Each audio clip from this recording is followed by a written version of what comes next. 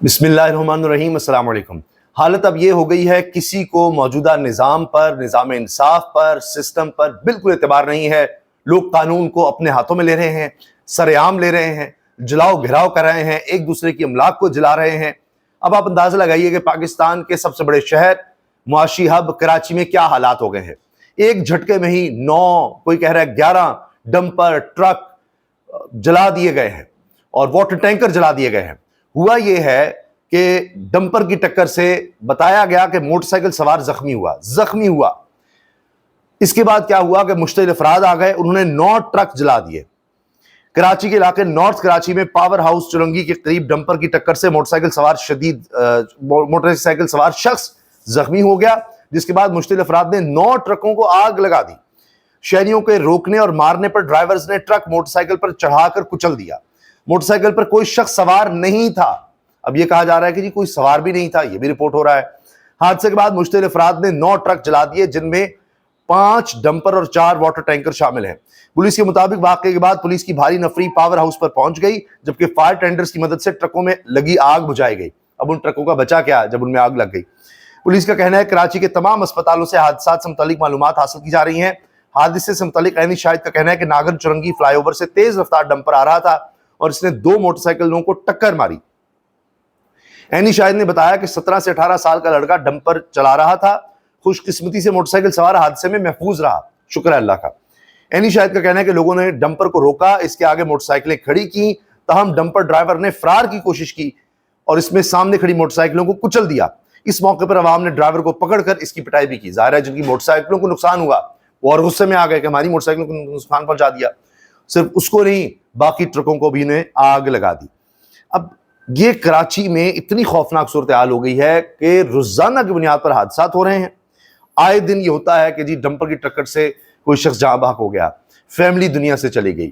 یہ اب روزانہ کی خبریں ہو گئی ہیں۔ کوئی قانون نہیں ہے کس طرح یہ ٹرک آ رہے ہوتے ہیں، ان کی مینٹیننس کا کیا ہے، کبھی بریک فیل ہو گئی، لائسنس تھا نہیں تھا، اب بھی کہہ رہے ہیں 17-18 سال کا لڑکا تھا، کوئی یعنی پوچھنے والا نہیں ہے۔ پھر کراچی میں ایک عجیب صورتحال ہے کہ انہی کے ذریعے آپ کو پانی پہنچنا ہے، اس کے لیے بھی مسائل ہیں۔ کہتے ہیں جی صرف رات کو ہی ہو سکتا ہے، نہیں دن دہاڑے بھی سارا کچھ ہو رہا ہوتا ہے۔ اب ڈمپر ایسوسی ایشن کے لیاقت محسود کا 11 گاڑیاں جلانے کا دعویٰ کریں، 9 نہیں 11 گاڑیوں کو جلایا گیا ہے، اور انہوں نے کہا جی ان لوگوں کو گرفتار کیا جائے جنہوں نے آگ لگائی ہے ہمارے ڈمپروں کو۔ ابھی آپ کو یاد ہو اگر کہ چند دن پہلے اتنا ہولناک واقعہ ہوا تھا کہ ایک بالکل نوجوان میاں بیوی تھے، وہ اس طرح جاں بحق ہو گئے، اور ابھی وہ بچی، وہ لڑکی حاملہ تھی اور ہفتے بعد ڈلیوری تھی، وہ بچہ بھی اسی طرح ہی دم توڑ گیا۔ تو اتنا یہ ہولناک واقعہ تھا، اس نے پورے ملک کو جھنجھوڑ کے رکھ دیا۔ لیکن یہ حالات پھر بھی بہتر نہیں ہو رہے، اور لوگ اپنا غصہ نکالتے ہیں پھر ٹرکوں پر، ڈرائیورز پر، کیونکہ ان کو بھی ہوتا ہے جی انصاف نہیں ملے گا، وہاں سے وہ بھاگ جائیں گے، یہ ہو جائے گا وہ ہو جائے گا۔ تو اب پولیس کا کہنا ہے کہ واقعے کے بعد مشتعل افراد نے 7 ڈمپر کو آگ لگائی۔ اب 9 بھی رپورٹ ہو رہا ہے، ظاہر اس کے بعد تعداد بڑھتی چلی گئی، اور ڈمپر ایسوسی ایشن والے کہہ رہے ہیں جی 11 کو۔ پاکستان غیر محفوظ ہے پوری قوم کے لیے، لیکن صحافیوں کے لیے خاص طور پر دنیا کا سب سے خطرناک علاقہ اس وقت پاکستان ہے، فلسطین کے بعد، اور جو غزہ ہے اس کی پٹی کے بعد۔ وہاں تو اسرائیل نے بمباری کر کے صحافیوں کو بھی شہید کر دیا۔ اس کے بعد سب سے زیادہ صحافی جہاں مارے جا رہے ہیں، جن کا قتل ہو رہا ہے، وہ پاکستان ہے۔ اب آپ دیکھیے کہ بلاول بھٹو کا علاقہ، جی ٹھیک ہے جی، بلاول زرداری صاحب، خیرپور سے خبر ہے، صحافی کلہاڑی کے وار سے قتل، کھیت سے لاش برآمد۔ کس بے دردی سے صحافیوں کو مارا جا رہا ہے۔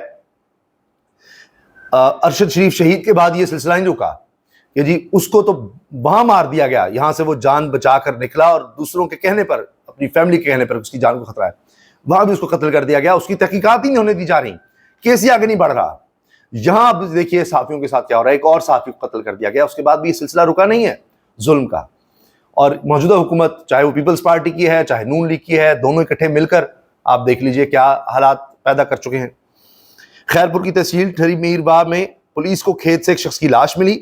ایس ایس پی سمیع اللہ کے مطابق ملنے والی لاش صحافی اللہ ڈینو شر کی ہے، جنہیں کلہاڑی کے وار کر کے قتل کیا گیا۔ ایس ایس پی نے مزید بتایا کہ اللہ ڈینو شر کے چہرے پر بھی شدید نشانات ہیں تشدد کے۔ لاش کو پوسٹ مارٹم کے لیے اسپتال منتقل کیا۔ पुलिस ने साफिया लाडेनो शर के करीबी दोस्त को तफ्तीश के लिए तहवील में लिया है और वाक़े का मुकदमा दर्ज किया है। इनका ताल्लुक हम न्यूज़ से बताया जाता है। सिंध में एक और साफ़ी कत्ल, नुमाइंदा हम न्यूज़ एडी शर को कत्ल कर दिया गया और इनकी कई रिपोर्ट्स थी और कई हवालों से ये रिपोर्ट कर चुके थे सिंध के हालात, इनको भी जनाब जान से मार दिया गया। दहशतगर्दी नहीं रुक रही। अब आप देखें हमारे सिक्योरिटी के जवान निशाने पर हैं। दहशतगर्दों की फायरिंग से 3 पुलिस एहलकार शहीद हो गए हैं। कोयटा में दहशतगर्दों की फायरिंग से 3 पुलिस एहलकार शहीद। कोयटा में पुलिस की गश्ती गाड़ी पर दहशतगर्दों के हमले में 3 पुलिस एहलकार शहीद और 1 जख्मी हुआ। बस्तूंग रोड पर न्यू सरियाब थाने की हदूद में दहशतगर्दों ने मोबाइल वैन को निशाना बनाया। हमलावर जिनकी शिनाख्त भी नहीं हो सकी, पुलिस की गाड़ी पर अंधाधुंध फायरिंग की इन्होंने और मौके से भाग गए। शहीद एहलकारों की शनाख्त सब इंस्पेक्टर अब्दुल वली, कांस्टेबल अब्दुल रहमान और कांस्टेबल मुख्तियार के नाम से हुई है। पुलिस मोबाइल का ड्राइवर खैर बख्श जख्मी हो गया, जिसे इलाज के लिए करीबी अस्पताल मुंतकिल किया गया। वज़ीर आला बलूचिस्तान मीर सरफराज बुगटी ने अपने रद्दमल में दहशतगर्द हमले की शदीद मज़म्मत करते हुए दुख का इजहार किया है। जी हम सब भी दुखी हैं जी। मैंने आपको ये खबर दी थी, कल भी इस पर बात की थी कि इस्लामाबाद पुलिस ये कहती है कि जी VIP सिक्योरिटी हमारे लिए अहम है, हमारी प्रायोरिटी वो है मनशियात फरोशों के खिलाफ कार्रवाई करना, मनशियात के खात्मे का काम करना, ये हमारी तरजीह नहीं है। अब ये खबर छप गई है, पहले ये डॉन में आई, अब जंग ने भी इस खबर को शाया किया है। माजरत, इस पर हमने पहले भी बात की है। अब इसलिए कि ये अब खबरें अखबारात में छप रही हैं लेकिन हुकूमत टस मस नहीं हो रही। उन्होंने यही पुलिस को कहना है नहीं नहीं तुम्हारी प्रायोरिटी यही है, हमें आप सिक्योरिटी फराहम करें क्योंकि हम शहनशाह हैं, अशराफिया हैं, और इसके अलावा जो टाइम बच जाएगा वो हमारे मुखालिफिन को पकड़ धकड़ करने पे है। अडयाला जेल के बाहर तुम्हारी ड्यूटी है, बस ये काम करो। इस्लामाबाद पुलिस ने मनशियात के खात्मे की बजाय कहा VIP ड्यूटी पर मसरूफ हैं अदालत। ये अदालत भी वो है, ये जज भी वो हैं जो हुकूमत ने खुद लगाए हैं और वहां पर ये रिपोर्ट्स खुद इनकी इस्लामाबाद की जनाब मिसाली पुलिस पेश कर रही है। आप अंदाजा लगाइए, ये नवाबों की तरह आते हैं। ये बात भी इस्लामाबाद में हो रही है जी, नवाबों की तरह आते हैं, इनका मुलाजिम नहीं। जज ने उमर अयूब की जमानत मंजूर कर ली। इंसदाद दहशतगर्दी अदालत के जज अबुल हसनात मोहम्मद ज़ुल्करनैन ने उमर अयूब की दरखास्त जमानत कबल गिरफ्तारी पर समाअत की। हुआ यह कि इनकी 9 मुकदमात में समाअत थी जमानत के लिए। 5 पर इजहार के जमानती मलचूकों के बाद जमानत मंजूर हुई। रिकॉर्ड पेश न करने पर जज ने पुलिस पर इजहार बरहमी करते हुए कहा कि ये नवाबों की तरह आते हैं, मैं IG या DG का मुलाजिम नहीं हूं। लेकिन जज साहब समझें ना समझें, लेकिन पुलिस वाले तो उनको मुलाजिम ही समझ रहे हैं, क्योंकि उनको पता है कि हम जो काम करते हैं, हमें जो काम सौंपा जाता है वो इनको पकड़ने का है, इनके खिलाफ मुकदमा बनाने का है तरीके इंसाफ वालों के। आगे हुकूमत समझती है साड़ी गल हो गई है, आगे तो जनाब कोई मसला ही नहीं है। अब जज और प्रोसिक्यूशन एक ही है, बस आपने पकड़ना है, जज कुछ आपको नहीं कहेगा। तो ये तो इनकी इस वक्त सूरत हाल है। जज किसी को जाने की जरूरत नहीं है, वकील करने की भी जरूरत नहीं है। तो हुकूमत समझेगी जी हमने जज जो कर ली हमें अपने भर्ती, तो अब वकील करने की क्या जरूरत है। तो इसलिए पुलिस का भी यही अंदाजा है, इनका मुलाजिम नहीं। जज अबुल हसनात पुलिस पर भरम, बड़ा गुस्सा कर रहे हैं जी, मैं इनका मुलाजिम नहीं, पुलिस वाले आते नहीं है, करते नहीं है। तो बहरहाल ये हालात चल रहे हैं जी इस वक्त मुल्क के। इंसदाद दहशतगर्दी अदालत रावलपिंडी का अडयाला जेल सुप्रिटेंडेंट को इस्लामाबाद हाई कोर्ट के हुक्म और जेल रूल्स के मुताबिक मुलाकात करवाने का हुक्म। अलीमा खान ने इमरान खान से मुलाकात के लिए अदालत से रुजू किया था, अदालत ने दरखास्त मंजूर कर ली। अदालतें दरखास्त मंजूर कर लेती हैं मगर फिर भी मुलाकात नहीं होने दी जाती। हमारे मुल्क के हालात ये हैं इस वक्त, पाकिस्तान में अरबों डॉलर की सरमायाकारी का ढिंढोरा। पीटने वालों को अमरीकी महकमा तजारत की रिपोर्ट पढ़नी चाहिए। Tariff, non tariff barriers, नाकिस पॉलिसियाँ, internet बंदिश, ये तो बड़ी अहम है जी। एप्लीकेशंस पर पाबंदी कि यहाँ पर सच ना बता दिया जाए। करप्शन, पीका का गलत, नैब का सियासी इस्तेमाल, कमज़ोर अदालती निज़ाम सरमायाकारी में हायल बड़ी रुकावट करार। ये कौन कह रहा है? ये अमेरिका का महकमा तिजारत कह रहा है पाकिस्तान के बारे में, पूरी उन्होंने रिपोर्ट शाया की है। ये हालात हैं। और जो 26वीं आईनी तरमीम करके जो इस मुल्क के साथ किया गया है उस पर भी लोग तनकीद कर रहे हैं कि अब क्या रह गया है, आपने जो इस मुल्क में हालात पैदा कर दिए हैं। दूसरी तरफ जी अब मुल्क के हालात के हवाले से सिर्फ ये देख लीजिए कि वर्ल्ड बैंक के मुताबिक पिछले 1.5 साल में 1.5 करोड़ मजीद पाकिस्तानी गुर्बत की लकीर से नीचे चले गए हैं। इस वक्त 46% पाकिस्तानी, आधा पाकिस्तान सतह गुर्बत से नीचे जिंदगी बसर करने पर मजबूर है। इन लोगों के पास 2 वक्त की रोटी नहीं है, किसान का बुरा हाल है। ये मुस्तफा नवाज तरक्की के हवाले से जो हुकूमती दावे हैं उनके पोल इन्होंने दुनिया न्यूज़ पर کھولے ہیں اور حکومت کے اور پیپلز پارٹی کے نمائندے بھی یہاں پر بیٹھے ہوئے تھے اور یہ ایک ایک چیز سامنے رکھ رہے تھے.